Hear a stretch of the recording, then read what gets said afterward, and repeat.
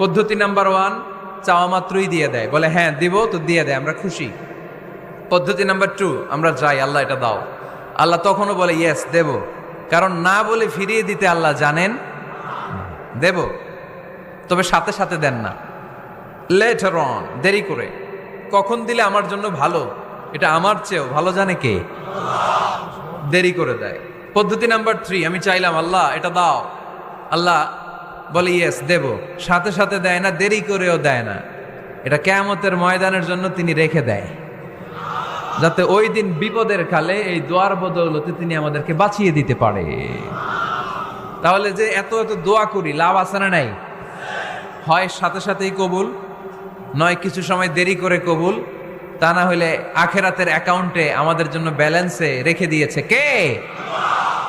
এজন্য আজকের এই ফরিদপুরের মাহফিল তখনই সার্থক হবে যখন আমরা এই সিদ্ধান্ত নিতে পারবো যে আমরা চাইবো একজনের কাছে, তিনি কে?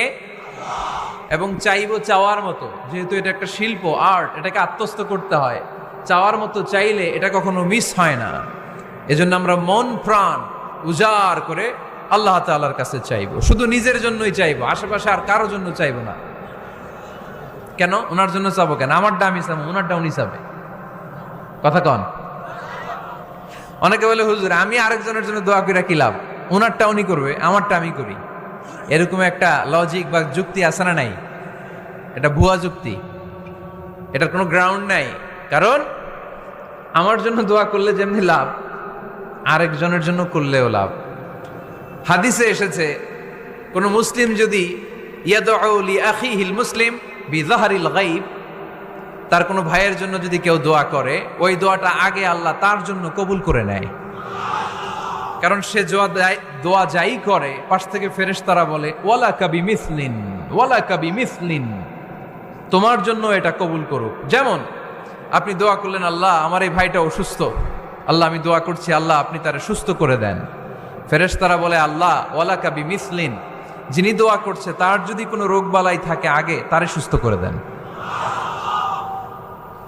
আমি দোয়া করলাম আল্লাহ আমার এই ভাইটা হজে যেতে পারে না, আল্লাহ তুমি তারে হজে যাওয়ার তৌফিক দান করো। ফেরেশতারা বলে ওয়ালা কাবি মিসলিন, মানে আল্লাহ যিনি দোয়া করতেছে আগে তার হজের ফ্লাইটটা কবুল করো।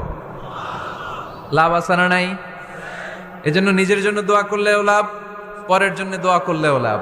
কোন সময়ে কি দোয়া করবেন কোরআনে আছে না নাই?